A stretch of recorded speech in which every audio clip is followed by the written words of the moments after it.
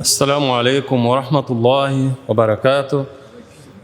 Como foi combinado a semana passada, o nosso imam, o Sheikh Fahmi, ele hoje continua então no tema da viagem noturna, viagem celestial, al-Isra wal-Mi'raj, em que ele traz para nós cenas que se passaram nessa viagem maravilhosa, nessa viagem abençoada.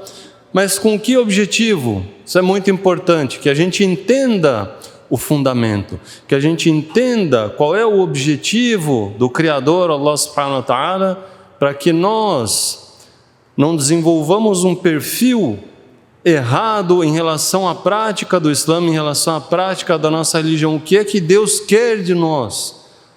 Que o dia do Isra al-Mi'raj vire uma festa, vire um período de comemoração nas mesquitas? Não, nós precisamos entender qual é o ensinamento. Deus diz no Corão Sagrado: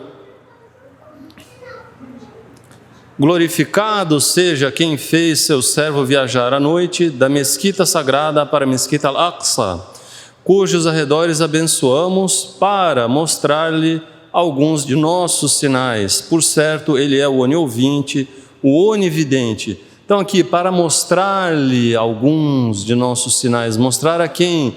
Ao profeta Muhammad sallallahu alaihi wasallam, que as bênçãos e a paz de Deus estejam com ele. Assim como Deus também revelou em outro versículo, em verdade presenciou os maiores sinais do seu Senhor.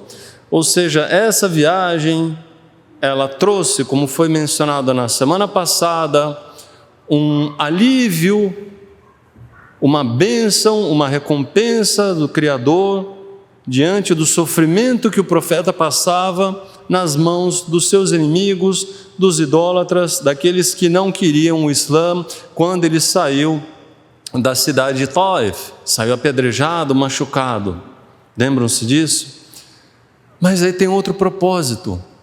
Isso serve para nós agora. São as cenas que o profeta viu durante essa jornada. O Sheikh disse que ele viu o povo do paraíso e viu o povo do inferno, ou seja, ele viu o que vai acontecer com as pessoas, como elas serão recompensadas no paraíso, mas também como elas serão castigadas no inferno, e ele escolheu 3 exemplos do povo que será punido com o castigo infernal. E para que a gente não fique com a impressão de que vir à mesquita, escutar uma khutbah, é uma ameaça, que a gente vem aqui para escutar algo que a gente sai com medo, a gente precisa entender também o que é que nós estamos fazendo nessa vida.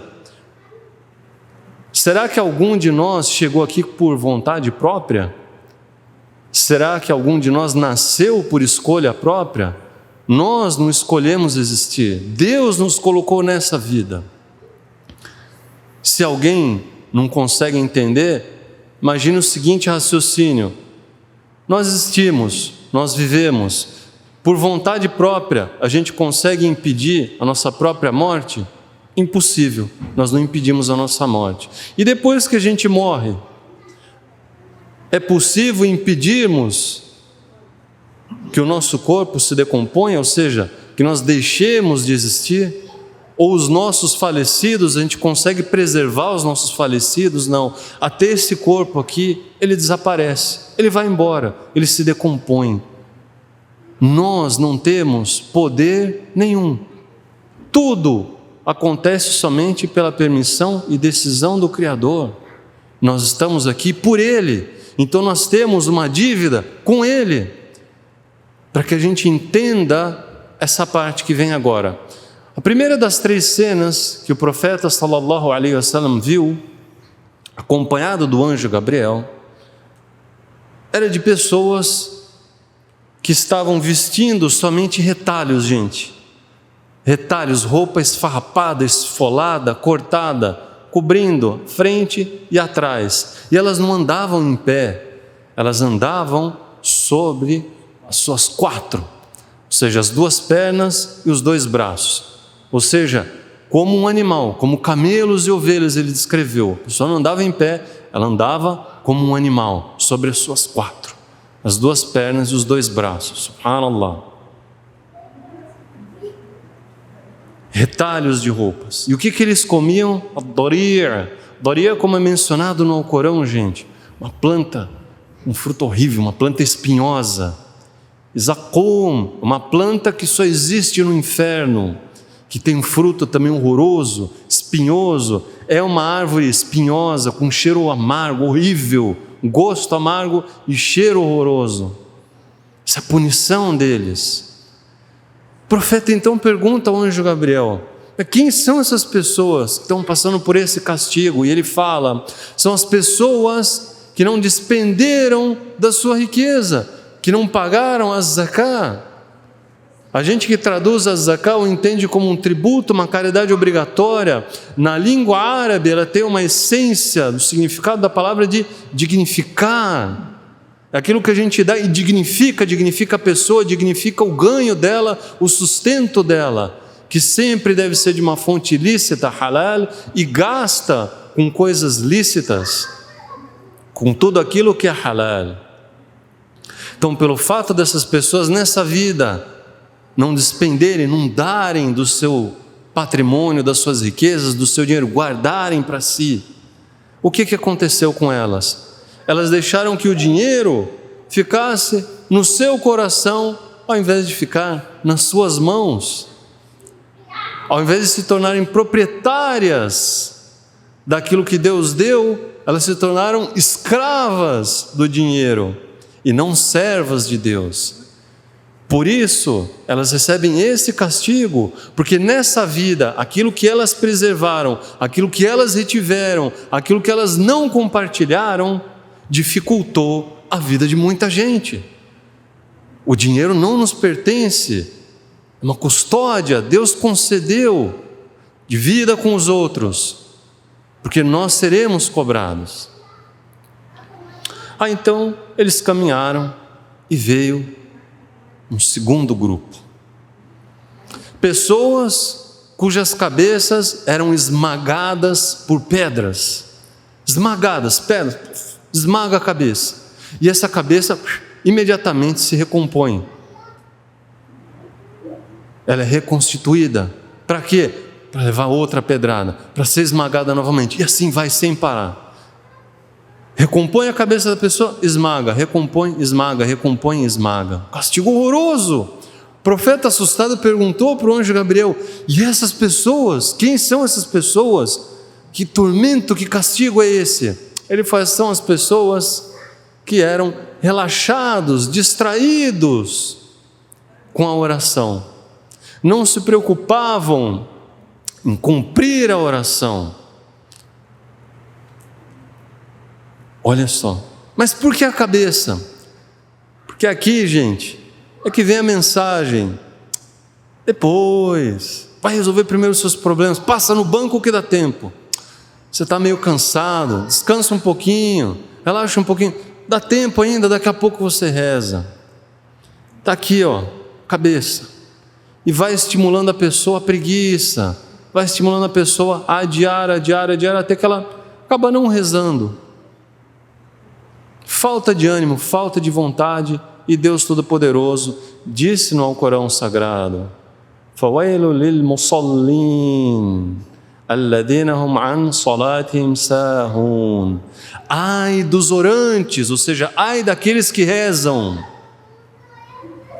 aqueles que são distraídos com as suas orações, distraídos, sahun. Olha, subhanallah, como o Deus Todo-Poderoso, Ele dá para a gente uma fonte inesgotável de informações, e Ele dá através de uma única palavra: sahun. Sahun, distraído. Ele não falou aqueles que abandonam as suas orações, porque senão a gente entenderia aquele que não reza. Não, sahun, distraído. Significa o quê? Aquelas pessoas que não rezam são distraídas. Aí aquele que reza fala: oh, não sou eu sou melhor do que você, irmão. Por quê? Porque eu rezo, mas eu trato todo mundo mal. Eu sou uma pessoa que tem um péssimo comportamento. Eu sou uma pessoa que não tem a conduta que o Islã exige de mim, mas eu rezo. Eu também sou então sahun, eu sou distraído com a minha oração. Ou seja, aquele que não reza, ele está errado. E ele pode até dizer: não, eu não rezo, mas eu tenho uma conduta exemplar, muito melhor do que muito muçulmano. De fato, isso acontece. Mas é errado, porque a minha dívida é com Deus. nesse caso, eu devo para ele a minha oração. Agora, aquele que reza, mas se comporta mal com a sociedade, se comporta mal com as pessoas, ele não tem a sua dívida direta com o Criador, porque na cabeça dele ele reza, mas ele tem dívida com todo mundo, e essa dívida com todo mundo, Deus já disse, ele não perdoa. Ele não perdoa se as pessoas não nos perdoarem. O Islã é completo, gente.